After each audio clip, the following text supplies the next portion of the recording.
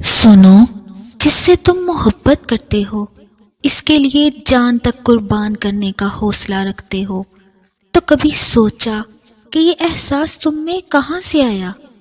کیسے سوچ لیا کہ محبت یہی ہے؟ کس نے سکھایا محبت کرنا؟ کس سے جانے ہیں محبت کے معنی؟ ارے جس نے تمہیں لفظ محبت کی پہچان کرائی، تم نے اسی کی محبت میں کھوٹ نکال لیا۔ تم نے کیسے سوچ لیا کہ تم اپنی محبت میں اتنے پرفیکٹ ہو، اور وہ اللہ جس کے نام سے محبت کو پہچان ملی، وہ اپنی محبت کا حق ادا نہیں کرے گا؟ کیا اس سے بڑھ کر کوئی کسی کو چاہ سکتا ہے؟ کیا تم بھی اس سے زیادہ خود کو چاہ سکتے ہو کیا؟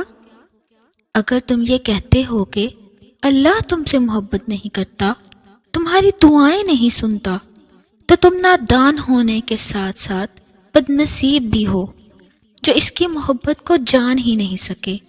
لفظ دعا تو بنایا ہی اس نے تمہارا اور اپنا رابطہ قائم رکھنے کے لیے۔ تہجد تو اس نے بنائی ہی اس لیے کہ جب رات کی تاریکی میں سارا جہان خاموش ہو تو وہ تمہیں سن سکے۔ تو پھر کیوں بدگمان ہو اس کی رحمت اور چاہت سے؟ وہ تو بن مانگے بھی عطا کرتا ہے، اور تم نے پھر اس کو رات کی تاریکی میں اپنے اشکوں کے نذرانے دیے ہیں۔ پھر کیوں وہ تمہیں عطا نہیں کرے گا؟ وہ بے حد محبت سے سنتا ہے جب تم دنیا سے نہیں اس سے مانگتے ہو۔ تو تم بھی یقین رکھو، وہ تمہیں خوش کرنے کے لیے دنیا کی ساری طاقتوں کو متحرک کر کے تمہاری چاہ تم تک لے آئے گا انشاءاللہ۔ اس کے معنی ہے خبر رکھنے والا۔ الخبیر اللہ کے صفاتی ناموں سے ایک ہے۔ وہ ہمیشہ کے لیے الخبیر ہے، اظہار کرے یا نہ کرے۔ ہمیں لگتا ہے کہ وہ ہمیں بھول گیا ہے، ہم تکلیف میں ہیں اور وہ انجان ہے۔ ہم کچھ بھی کر رہے ہیں، ہمیں لگتا ہے اسے خبر نہیں، کوئی ہمارے ساتھ برا کر رہا ہے اور ہمیں لگتا اس کو سزا نہیں ملی، وہ بچ گیا ہے۔ ہم نے کسی کے ساتھ نیکی کی اور ہمیں لگتا ہے کہ اللہ نے ہمیں صلہ نہیں دیا،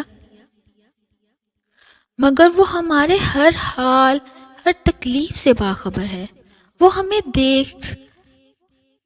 دیکھ رہا ہے، ہمارے ہر عمل سے باخبر ہے، ہر انسان کے ہر گناہ اور ہر نیکی سے باخبر ہے۔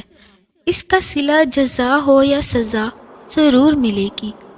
تمہیں لگتا ہے اس نے تمہیں چھوڑ دیا، لیکن وہ تو تمہاری اس آہ سے بھی باخبر ہے جس کی خبر تم نے خود کو بھی ہونے نہیں دی۔ بے شک اللہ ہر چیز سے باخبر ہے، اور انشاءاللہ اللہ تمہارے غموں کو بہت جلد ایسے مٹائے گا کہ ان کا نام و نشان نہ ملے گا تم کو۔